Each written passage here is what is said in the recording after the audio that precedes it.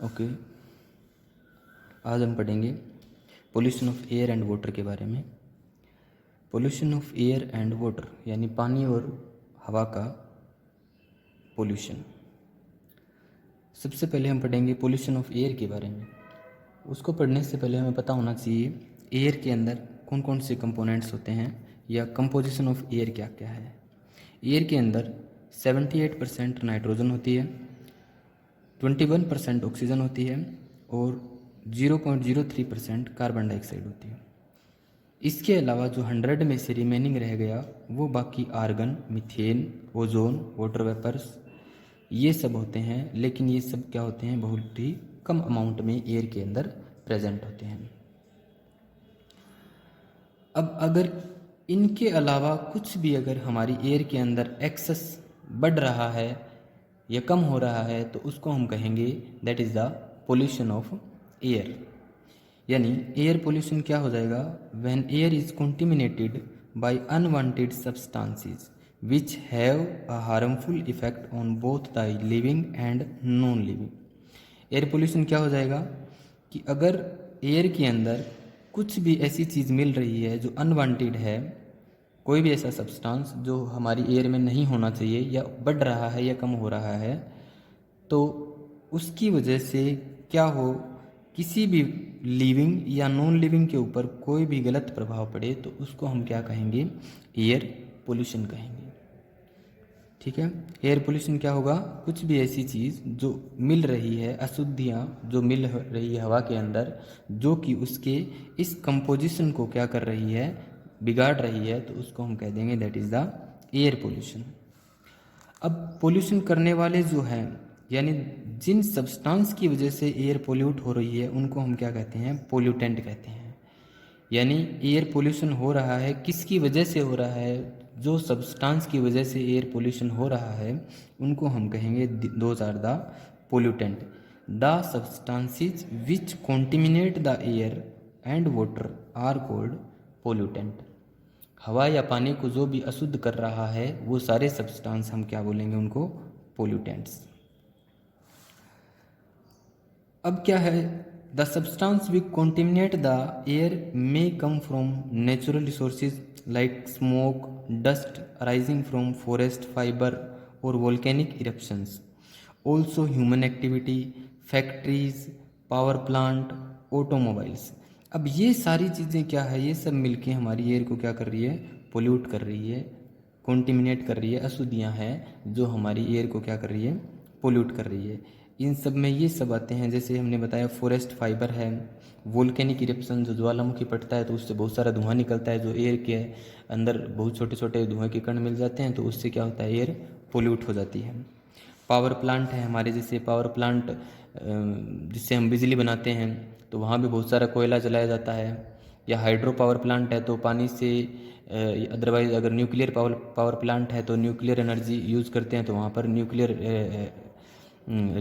Raise जो होती है वो हवा में फैल जाती है जिससे एयर पोल्यूट हो जाती है।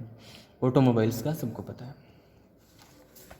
उसके बाद आता है बर्निंग ऑफ फायरवुड, लकड़ी जला रहे हैं उससे भी क्या हो रहा है, एयर पोल्यूट हो रही है। और काऊ डंग केक, ये जो गांव में हम यूज़ करते हैं, ये सब चीज़ें मिलके क्या करती है, हमारी एयर को पोल्यूट कर रही हैं।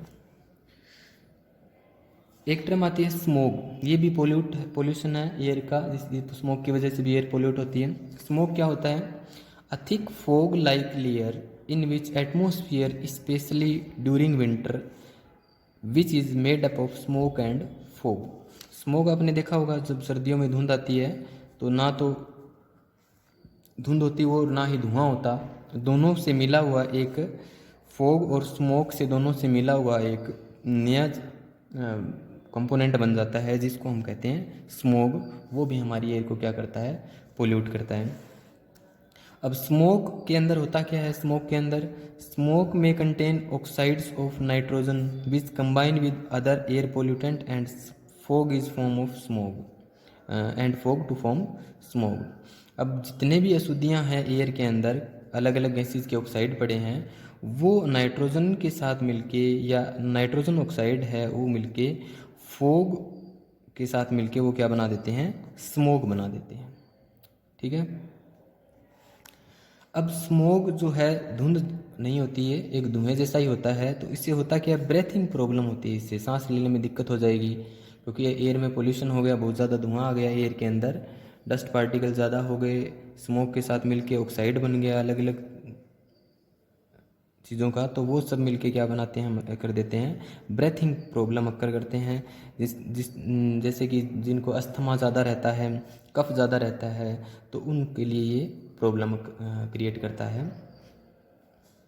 उसके बाद एक और पोल्यूटेंट है हमारी एयर के अंदर, CFC, इसको हम कहते हैं क्लोरोफ्लोरोकार्बन। क्लोरोफ्लोरोकार्बन क्या होता है, जो कि कहाँ से सीक्रेट होता है, रेफ्रिजरेटर से सीक्रेट होता है, ये एयर कंडीशनर से होता है, या एरोसोल स्प्रेइंग होते हैं उनसे होता है। तो ये वेपर हवा के अंदर जाके जो हमारी ओजोन लेयर है उसको क्या करते हैं, ये डिप्लेट करते हैं, जिसकी वजह से अल्ट्रावायलेट रेज हमारी एयर के अंदर आ जाती है और हमारी स्किन डिसऑर्डर होते हैं,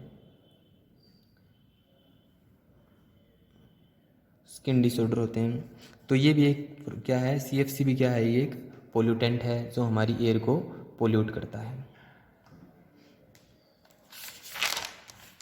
उसके बाद है एक और pollutant, carbon monoxide. Carbon monoxide, carbon dioxide के बारे में हमने पढ़ा था शुरू में, कार्बन डाइऑक्साइड के बारे में, जो कि 0.03% होता है।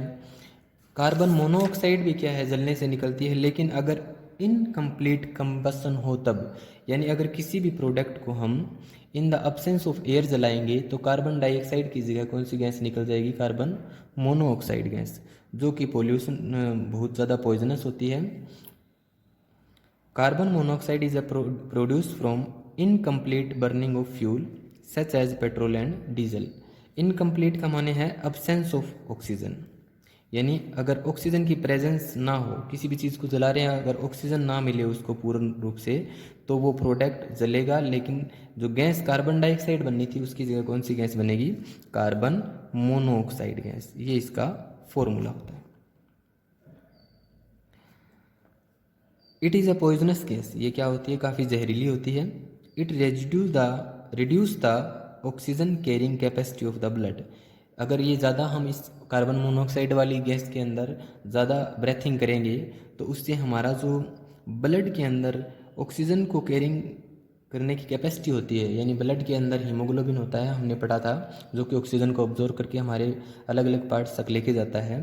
तो जो ऑक्सीजन कैरिंग कैपेसिटी होती है हमारे ब्लड की, वो रिड्यूस हो जाएगी, जो कि हमारे लिए खतरनाक है। उसके बाद एक और है हमारे पोल्यूटेंट, जिसको कहते हैं हम अनबरंट पार्टिकल्स। अनबरंट मतलब अध जले, जो पूर्ण रूप से ना जले हों, ऐसे पार्टिकल जो एयर के अंदर ज़्यादा मौजूद होते हैं, तो उससे भी क्या होता है, एयर पोल्यूशन होता है। जैसे कि automobiles which burn diesel and petrol also produce tiny particles which remain suspended in the air.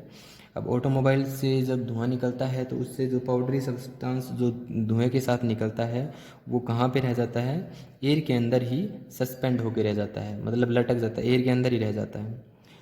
अगर वो लॉन्ग पीरियड तक रहे, दे रिड्यूस विजिबिलिटीज, उससे क्या हो जाएगा, हमें दिखना कम हो जाएगा। जैसे स्मोक पढ़ा था हमने, वो भी एयर पार्टिकल के अंदर बहुत ज़्यादा अगर धुआं आ जाए तो वो स्मोक क्रिएट हो जाता है। जैसे कि दिवाली के बाद हम देखते हैं सर्दियों में तो बहुत सारा स्मोक आ जाता है धुएं का, तो वो अनबर्न्ड पार्टिकल्स होते हैं जो एयर के अंदर सस्पेंडेड रह जाते हैं। और क्योंकि हवा इतनी डेंस होती है कि वो इधर उधर जा नहीं पाते, तो वो हवा के अंदर सस्पेंडेड रहते हैं काफ़ी दिनों तक, जब तक बारिश नहीं आती तब तक।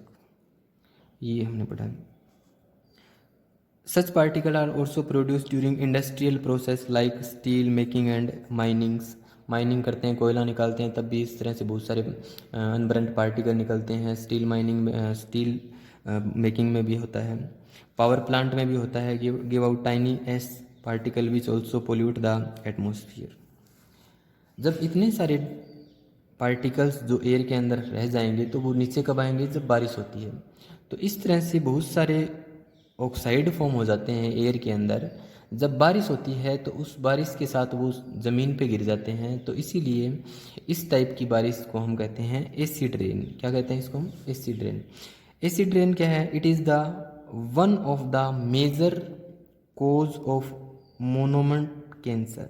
मोनूमेंट क्या होते हैं, जो हमारे प्राचीन इमारतें हैं उनके लिए ये मेजर कोज है एसिड रेन। जो कैसे हुई है, एयर के अंदर जो अलग अलग गैसेज के ऑक्साइड बन गए जो पॉइजनस थे, जिससे एसिड फॉर्मेशन हुआ एयर के अंदर, और जब वो पानी के साथ बारिश के साथ मिल के ज़मीन पे गिरे तो ऐसी रेन को हमने क्या नाम दिया, that is acid rain. It is form when rain, acid rain कैसे बने हैं, it is form when rain water mix with pollutant present in air.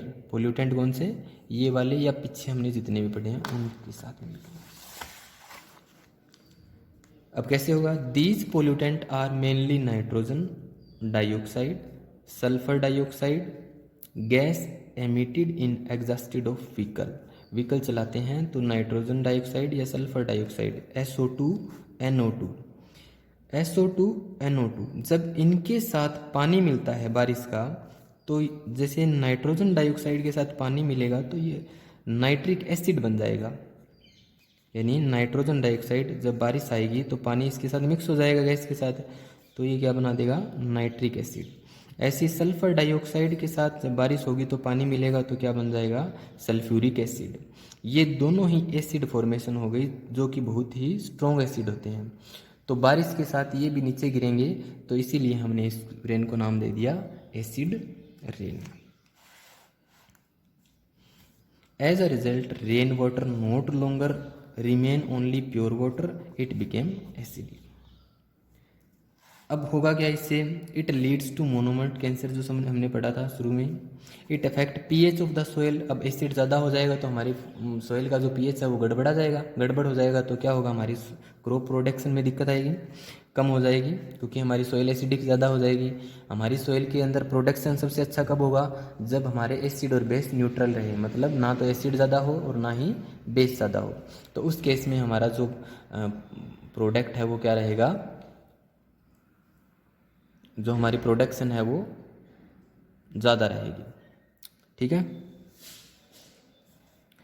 और जब ये एसिडिक जो वाटर है रेन का, ये अगर किसी ऐसी जगह पे चला जाए, जैसे किसी तालाब में चला जाए, नहर में चला जाए, तो उससे क्या होगा, एक्वेटिक लाइफ जो पानी में रहने वाले जीव जंतु है उनको भी अफेक्ट करेगा ये। तो यहाँ तक इसके कोजेज हैं एसिड रेन के। उसके बाद नेक्स्ट जो हमारा टॉपिक आता है पोल्यूशन ऑफ एयर से, वो है मेन टॉपिक ग्लोबल वार्मिंग। हमारे ग्लोब का जो वार्मिंग, गर्मी बढ़ती जा रही है हमारी अर्थ के ऊपर, तो वो भी किसकी वजह से है, due to the pollution of air. क्या होता है इसको हम पढ़ते हैं। It is the increase in the concentration of certain gases like carbon dioxide, methane in the air, due to which infrared radiations या rays get trapped in it and it leads to increase in overall temperature of the earth। जैसे कि इसको थोड़ा सा समझ लेते हैं। ये हमारा क्या है, अर्थ है, इसके ऊपर ये चारों तरफ क्या होती है, हमारी ओजोन लेयर होती है।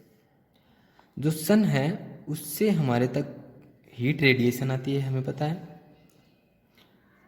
इन रेडिएशन के अंदर एक ऐसा रे होती है जिसको हम कहते हैं इंफ्रारेड रेडिएशन।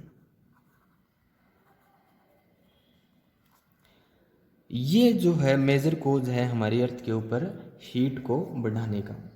जैसे हमें पता है एयर के अंदर हमारे कितने परसेंट नाइट्रोजन होती है, 78%, ऑक्सीजन कितनी होती है 21%, और कार्बन डाइऑक्साइड कितनी होती है 0.03%। अब जब हमारी एक्टिविटी से कार्बन डाइऑक्साइड बढ़ रहा है और बहुत सारी गैसेज हम रिलीज कर रहे हैं, जैसे मीथेन बढ़ रहा है, तो ये सारी ऐसी गैसेज है जो कि हीट रेडिएशंस को अब्जॉर्ब कर लेती है। यानी क्या होगा, जितनी ज़्यादा कार्बन डाइऑक्साइड इंक्रीज करेगी उतनी ही ज़्यादा सनलाइट से जो हीट आ रही है वो क्या हो जाएगी, अब्जॉर्ब हो जाएगी। तो जितनी ज़्यादा हीट अब्जॉर्ब होगी उतना ही हमारा अर्थ क्या हो जाएगा, गर्म हो जाएगा। तो जिससे क्या लीड्स होता है, क्या हो जाता है, हम जो टर्म आ रही है वो हो जा रहा है ग्लोबल वार्मिंग। यानी कार्बन डाइऑक्साइड या मीथेन या ऐसी गैसेज जो हीट को अब्जॉर्ब करके ट्रैप कर लेती है, बाहर वापस नहीं जाने देती उनको, तो उसकी वजह से हमारा अर्थ गर्म होता जा रहा है, जिसको हमने नाम दिया that is global warming.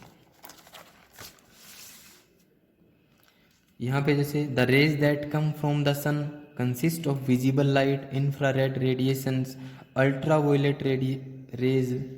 Out of these only infrared rays and visible light reaches earth surface. On reaching earth, the infrared rays are reflected back and portion of it is absorbed by the earth surface. The reflected ones when pass through earth atmosphere get trapped inside the gas molecule. As we know, it is lead to the heating effect. अगर radiation को trap कर लेंगे हम, infrared radiations को, ultraviolet rays को, तो क्या होगा, हमारी अर्थ का टेम्परेचर बढ़ना शुरू हो जाएगा, जिसको हम कहेंगे दैट इज ग्लोबल वार्मिंग।